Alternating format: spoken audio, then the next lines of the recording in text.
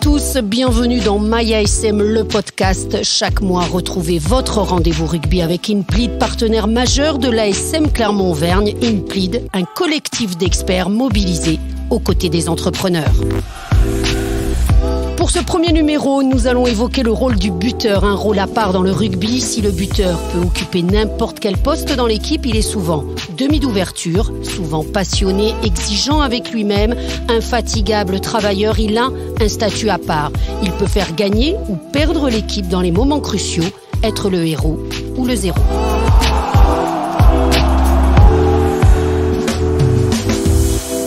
Pour évoquer ce rôle si particulier, à mes côtés, les deux grands buteurs de l'ASM, à la fois demi de mêlée et demi d'ouverture. Il évolue depuis 2009 à l'ASM. Il remporte le Grand Chelem en 2010 en devenant le meilleur réalisateur. Il est sacré 2 fois champion de France avec l'ASM Clermont-Auvergne. Morgane Parra, bonjour. Bonjour. Il vient de Mauléon, il évolue à l'ASM depuis 2014, demi d'ouverture également international, champion de France avec l'ASM en 2017. Camille Lopez, bonjour. Bonjour. Messieurs, est-ce que vous avez l'impression que le rôle de buteur est vraiment un rôle à part, Camille? Ouais, c'est forcément un rôle à part. Après, moi, je l'ai pas été tout le temps comme Morgane, vraiment sur un rôle premier, parce que c'est vraiment lui il a assumé depuis de bout en bout. Moi, j'ai été un peu second, premier par des circonstances, mais et c'est un rôle que j'ai appris à connaître et qui fait qu'aujourd'hui, avec l'expérience, je l'aborde différemment. Donc, mais c'est sûr que c'est un rôle particulier. Morgane ? Ouais, pour moi, c'est un rôle à part parce qu'on est tout seul, entre guillemets. Quand c'est un sport collectif, mais à ce moment-là, c'est un sport individuel. Et c'est un peu comme le talonneur, il est seul. Donc oui, un rôle à part aussi, comme tu l'as dit juste avant, c'est aujourd'hui, tu fais gagner, mais tu fais perdre aussi. Et ça, c'est très important de l'avoir en tête. Alors, quand ça se passe bien, tout va. Mais quand on loupe celle de la gagne, bien sûr, ça reste compliqué et on est tout seul. Même si on a un sport, comme j'ai dit, un sport collectif, mais ça reste une bulle à ce moment-là. Vous parleriez de solitude par moment ? Ouais, c'est sûr que des moments de solitude, il y en a eu, on en a connu dans la carrière, enfin du moins moi. C'est forcément comme il a dit, ça fait partie du jeu et on le sait, comme Morgane l'a dit, c'est un rôle que tu sais quand tu commences le match et tu peux faire gagner, tu peux faire perdre. Mais c'est sûr que quand tu fais perdre, quand tu es dans le mauvais côté, c'est plus compliqué. Après voilà, c'est l'avantage qu'on a nous sur le terrain, on n'est pas seul buteur des fois, donc si ça va pas au bout de 2 ou 3 coups de pied, on a la chance d'avoir quelqu'un à côté pour pouvoir se décharger de ça, parce que voilà, le but c'est aider l'équipe.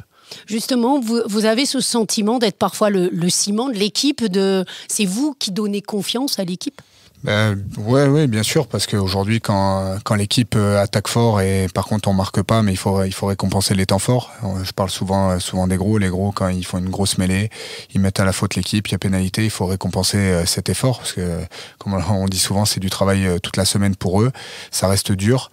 Quand ils font un maul, quand les 3/4 tiennent le ballon, font une percée à la faute, c'est de récompenser les temps forts. Donc bien sûr, quand il y a un gros temps fort pendant 15 minutes, mais s'il y a 0 point marqué, c'est là où le doute peut s'installer aussi. Camille ?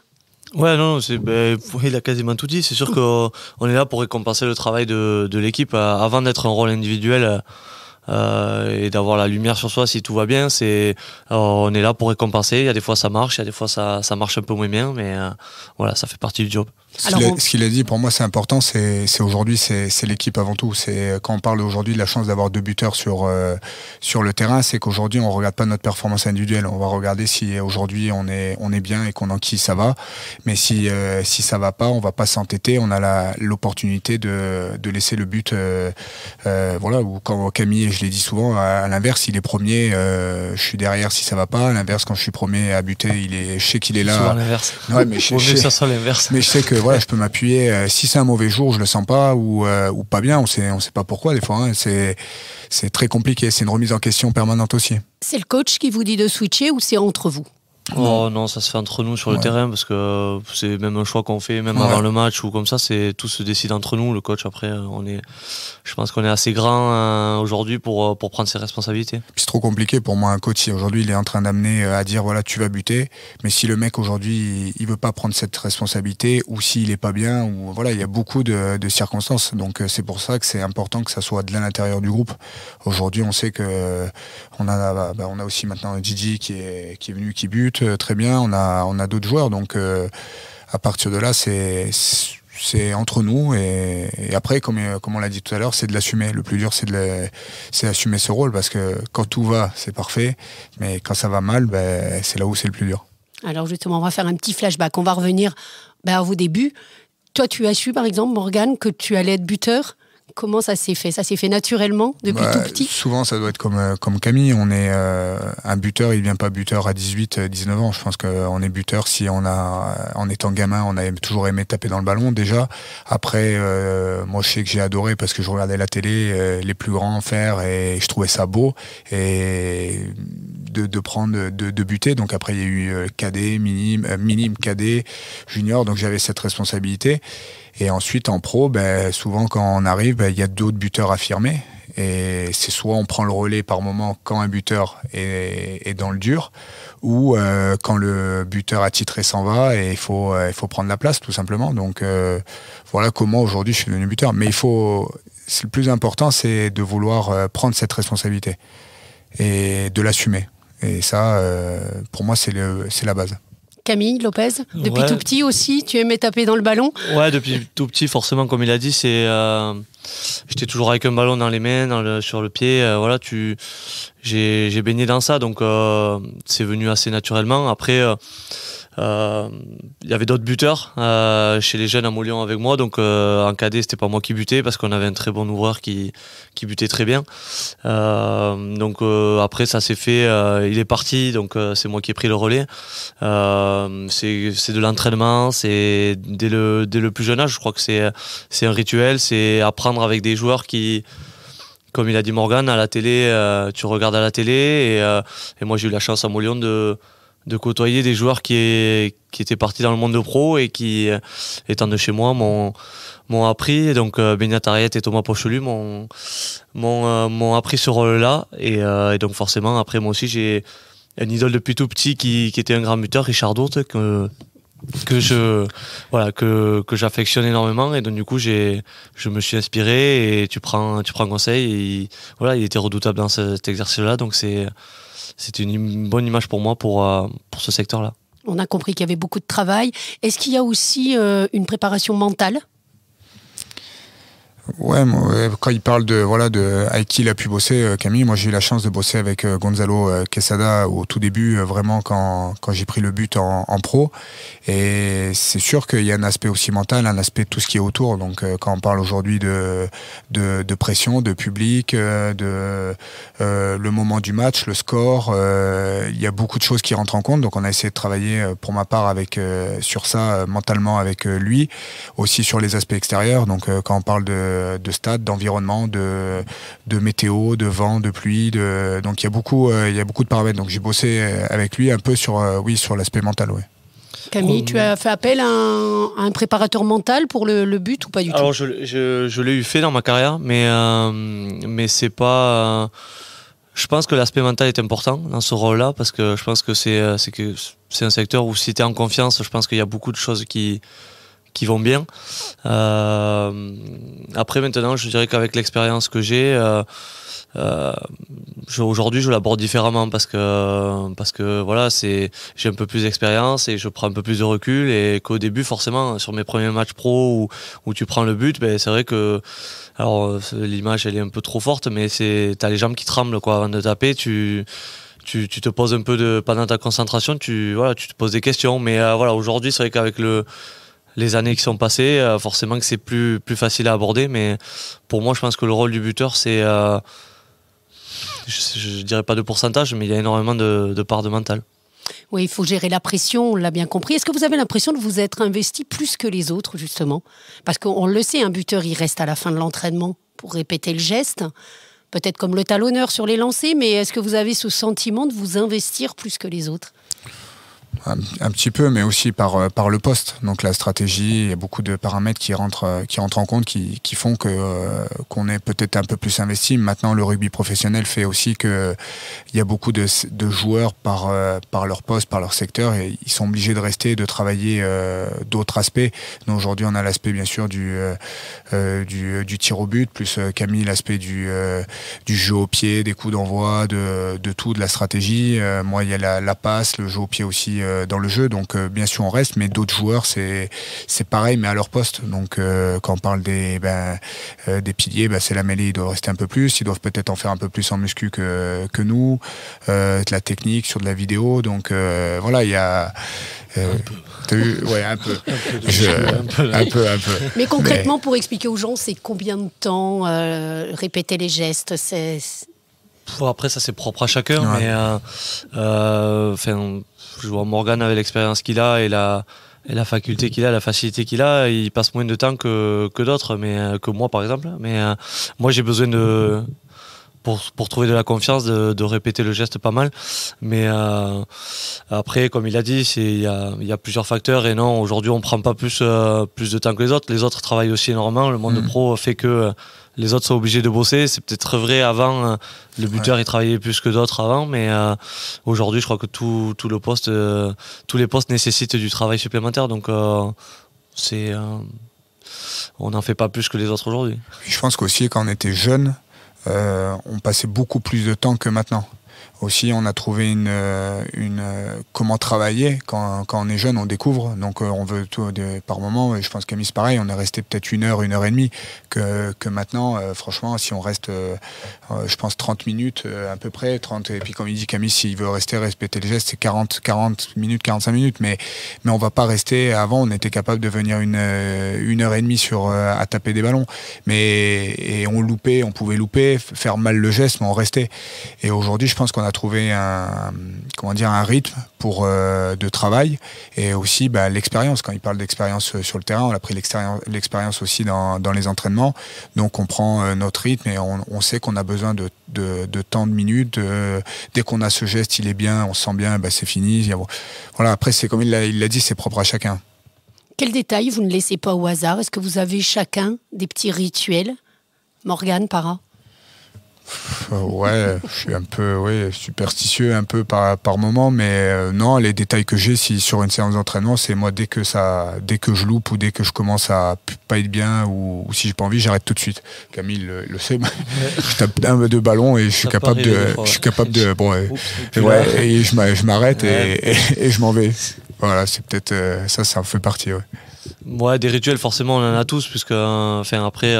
Certains plus que d'autres, mais avec des mimiques ou quoi que ce soit, mais on a tous la même routine. C'est important d'avoir une routine quand même assez régulière pour justement avoir cette confiance-là dans le geste. Mais c'est la façon de placer par exemple le ballon. Ouais, ça en fait partie. On a tous nos... Ouais, on a tous nos trucs différents, mais c'est sûr que déjà on a les tis différents. Ouais. Donc déjà les tis... bien sûr, de poser le ballon, la concentration est différente, les pas. Il y a tout plein de choses qui sont propres à chacun. Voilà. C'est vraiment un truc particulier, mais c'est propre à chacun. Ouais. La célébration, ça n'est pas pareil. C'est vrai. Hein, c'est sûr. Là, il y a plein de choses. Il y a beaucoup de choses. Ouais. Vous direz en tout cas que pour être un bon buteur, il faut buter par plaisir. Exactement. Oui. Alors ça, c'est vrai. On en parlait justement la semaine dernière. Après les entraînements où on était un peu mort, on était mort la journée et tu n'as pas le plaisir de taper. On tapait et franchement, c'est pour ça qu'au bout d'un moment on a arrêté parce qu'on s'est dit ça sert à rien. Alors que je disais l'année dernière, j'avais plus de plaisir au début de saison à m'entraîner, à rester tapé. Je pouvais en taper, je sais pas combien de coups de pied, je ressentais pas la situation que là. On a eu la semaine dernière, on en a parlé, mais voilà, ça aussi, il y a des jours avec, des jours sans. C'est comme sur le terrain, des fois ça va, des fois ça va pas. Mais la base, c'est sûr, c'est le plaisir. Si aujourd'hui, parce que ça demande du temps, ça demande du travail, et si aujourd'hui on fait une passion, on fait un métier passion, qui est d'une le plaisir, et si aujourd'hui on va pas à l'entraînement en gardant ce plaisir pour buter, c'est sûr qu'on va pas rester plus, ou quand on va essayer de peaufiner le geste, de trouver les solutions, s'il n'y a pas le plaisir, on bâcle vite. Est-ce que vous diriez qu'aujourd'hui, dans le rugby moderne, le rôle du buteur est moins important? On l'a parfois lu, entendu. Non, pour moi, non. Mais ouais, je pense pas non plus. Parce que, comme on l'a dit tout à l'heure, il faut quand même... Enfin, s'il n'était pas important et que tu sais, on peut taper tout à côté. Et je pense que... Aujourd'hui, ce top 14, pour moi, ça joue à rien. Ça joue à 3 points, ça joue à 2. Ça en rentre un bonus pour rentrer un point sur une pénalité, sur un drop, sur une dernière action. Donc, pour moi, il reste important ici.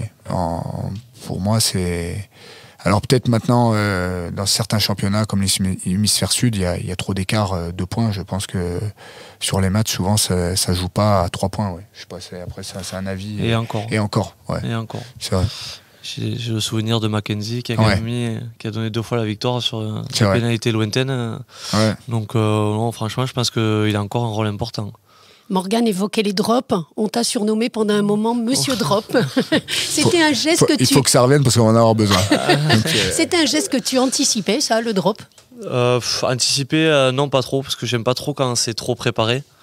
Mais c'est, comme je le dis souvent, le drop, c'est adapté à une situation, en fait, une situation de match, un contexte de match, un score, voilà, c'est plein de facteurs qui font que tu prends une décision. Après, voilà, c'est une autre partie du buteur, mais c'est plus complexe parce que t'as moins le temps de te préparer, t'as la pression des défenseurs en face, voilà, comme je disais, dans le geste, t'as moins de temps de te préparer, la position de ton ballon, mais voilà, c'est une autre manière de faire la différence sur certains matchs. Donc maintenant, c'est vrai que c'est un geste qu'on voit de moins en moins, mais ça, par contre, c'est vrai qu'avant, on en voyait un peu plus. Maintenant, comme je dis, c'est suivant la situation d'un match. Morgane, effectivement, c'est un geste qui va revenir au goût du jour. Pour moi, il est important et puis il a toujours été important. Quand je parle de valider des séquences de jeu où c'est dur et de repartir avec des points du camp adverse, par moment on bute sur une défense et soit on va faire la passe de trop en avant, soit on va se faire contester le ruck, on va perdre le ballon et au bout d'un moment peut-être qu'il y avait la situation pour taper le drop et c'est vrai que Camille, c'est à l'instinct, dès qu'il le sent, il le prend et on le voit beaucoup moins, parce qu'on a l'impression de rendre le ballon en fait. On dit souvent aujourd'hui, tu tentes le drop, il y a des chances qu'il passe pas, mais s'il passe, c'est 3 points. Donc c'est peut-être les attaquants pensent rendre le ballon. Pour moi, c'est une arme de plus. Messieurs, pour conclure sur ce rôle si important du buteur, peut-être un souvenir d'un tir au but, de la satisfaction d'un tir réussi, ce serait lequel? Camille Lopez. Moi, j'ai pas énormément de souvenirs d'un coup de pied qui a vraiment fait la différence ou quoi que ce soit. La transformation de la gagne au bout du pied, au bout de son pied gauche. C'est important, bien sûr. Lui, le gaucher, il est bien placé pour la mettre. Oui, Camille, et ça passe! Je dis l'année dernière, mais franchement c'est la transformation de l'essai au Wasp quand on marque à la 83e. Mais c'est pas la plus dure, mais l'avantage qu'elle a, c'est qu'elle a fait gagner l'équipe et que ça nous a permis de passer en quart de finale. Donc voilà, pourtant c'était pas le meilleur match, le plus beau souvenir, mais c'est que ça a récompensé le travail de l'équipe. Morgane. Moi, c'est pareil, j'ai pas trouvé un moment précis, mais moi c'est la finale 2017, pardon, peut-être. Ouais, bien sûr, il y en a, bien sûr, mais moi c'est plus aujourd'hui, c'est d'enquiller et de voir le regard. Je pense Camille, il le comprend, c'est le regard des mecs à côté de toi qui quand t'enquilles sur une pénalité importante pour passer devant, sur un effort de l'équipe importante, c'est le regard en fait, ça tape et tu vois souvent le regard des joueurs autour, ça redonne un souffle à l'équipe et ça redonne envie de pousser encore plus et c'est beaucoup ce regard où, comme ils le disent, la dernière qui met au web, c'est la satisfaction de tout le monde, il valide cette dernière action, il valide le gain là-bas de ce match et c'est le regard, pareil, ça reste le regard des autres, pas le regard public, pas le regard extérieur, c'est surtout le regard des joueurs autour de nous. Des coéquipiers, le baromètre de l'équipe, c'est ça le rôle du buteur, peut-être. Merci beaucoup Camille Lopez, Morgane Parra. Merci à vous. Merci de nous avoir suivis. On vous donne rendez-vous le mois prochain pour un nouvel épisode de MyASM, le podcast, un podcast réalisé en partenariat avec Inplid.